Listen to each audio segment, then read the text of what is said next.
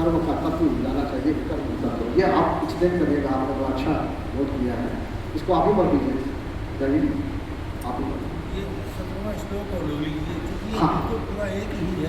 हाँ, मैं 17वां श्लोक बिल्कुल कर्मणो ह्यपि बोद्धव्यम् बोद्धव्यं च विकर्मणा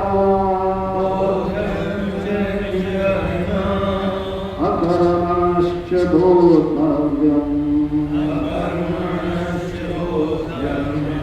गहना कर्मणो गति।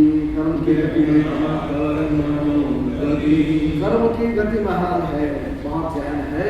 कर्म का तत्व जानिए, अकर्म का तत्व जानिए, विकर्म का तत्व जानिए, और इसको पूरा एक्सप्लेन आप करिए अच्छी तरह से।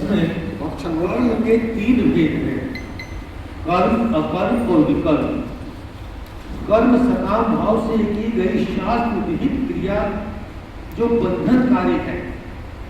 अकर्म फलेच्छा कर्तापन से रहित होकर दूसरों के हित के भाव से शास्त्र विहित क्रिया जो बंधनकारी नहीं।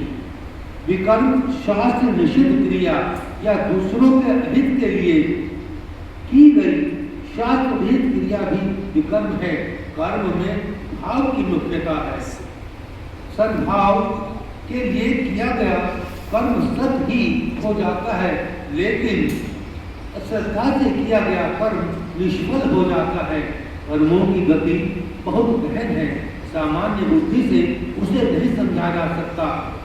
कर्मा कर्म करने की वेदवादों ने लौकिक अर्थात कर्म अकर्म के विकर्म क्या है, ये तो वेद शास्त्र से ही समझने योग्य है। ये लौकिक चर्चा का विषय नहीं है। हरे कृष्णा हरे कृष्णा हरे कृष्णा। इसको विस्तार देते हैं, आगे बात करेंगे। इसमें कर्म, अकर्म और विकर्म को इन्होंने और शास्त्रों से भी भाई जी ने नोट किया। कर्म जो है यहाँ नहीं दिया, उससे अलावा ये हमको 3 प्रकार के बताए गए हैं जो कर्म है।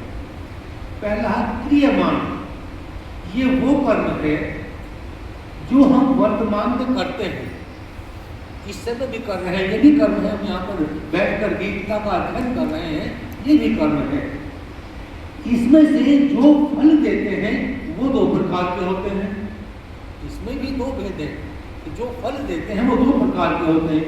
एक तो परिस्थितियों के रूप में भगवान वैसी ही परिस्थिति पैदा कर देते हैं जैसा हमको फल देना होता है।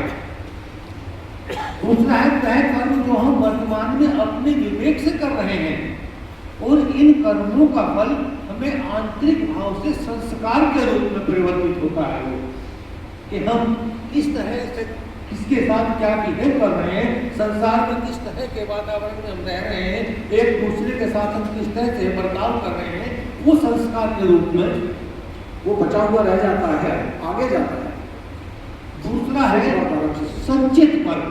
संचित पिछले जन्मों और इस जन्म के उन सभी अच्छे बुरे कर्मों का जो भी हम पीछे करके आए हैं, उनका जो संग्रह है। जिस तरह से हम बैंक में अपने जाकर अकाउंट खोल देते हैं, पैसा जमा कर देते हैं, और जब हमको जरूरत होती है उस समय जाकर हम निकाल लाते हैं, उसी प्रकार से उसी तरह से हमारे पूर्व जन्मों के जो कर्म हैं वो उस बैंक में, भगवान के बैंक में संचित रहते हैं, जमा रहते हैं, और भविष्य में फल देने के लिए होते हैं।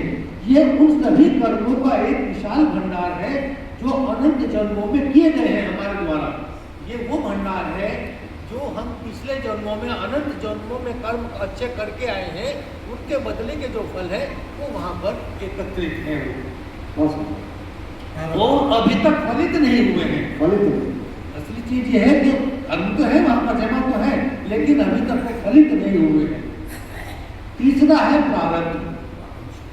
संचित कर्म का वह हिस्सा जो इस जन्म में फल देने के लिए निश्चित हो चुका है।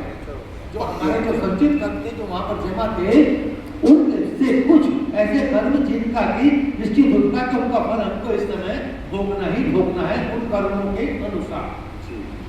जैसे सुख दुख जन्म मृत्यु, ये हमको भोगना ही भोगना है। इसको, ये अटल है, इसको टाल नहीं सकते। ये थ्योरी ऑफ कर्म में आप फिर से पढ़ेंगे, आगे ज्ञान आता है।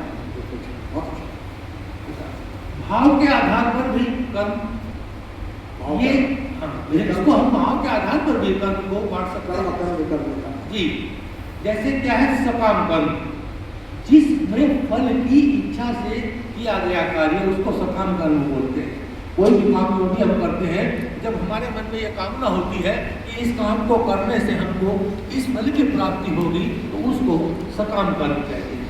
निष्काम कर्म दूसरा है, फल की इच्छा के बिना करते हुए समझकर किया गया कर्म। बहुत से जैसे माँ बाप के द्वारा भी ऐसे बहुत से कर्म होते हैं जो बच्चों के लिए करते हैं, उनमें किसी भी तरह की फल की कामना नहीं होती है, फल की इच्छा नहीं होती है, उनको हम निष्काम कर्म कहते हैं। तीसरा है विकर्म, जो शास्त्र विरुद्ध है, शास्त्र अलाउ नहीं करता, शास्त्र उसकी सहमति नहीं देता है, उसके बावजूद भी हम करते हैं, उनको कहते हैं विकर्म। अब ये क्या है कि अकर्म जो है, इसमें भगवान की सेवा में या निष्काम भाव से किया गया कर्म जो बंधन नहीं बनता, तो हम भगवान की सेवा करते हैं, भगवान की सेवा ये सोच कर नहीं करते हैं कि इससे हमें किसी, और अगर हम वो करते हैं तो फिर वो श्रेणी में आएगा ही नहीं। इसलिए कहते हैं जब भगवान की पूजा करें कुछ मांगे नहीं, फिर वो श्रेणी में आएगा ही नहीं। तो भगवान तो पूरी कर देंगे आपकी कामना, लेकिन वो कर्म हो जाएगा, अकर्म बना।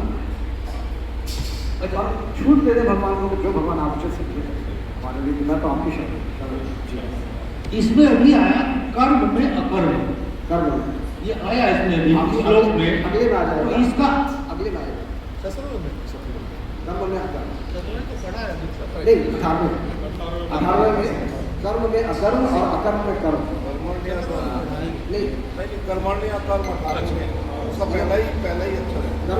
कर्म में अकर्म, कर्म अकर्म बताया वहाँ पर। 17वां श्लोक जैसा पढ़ दिया है। अभी जो चर्चा अच्छा। बहुत सामने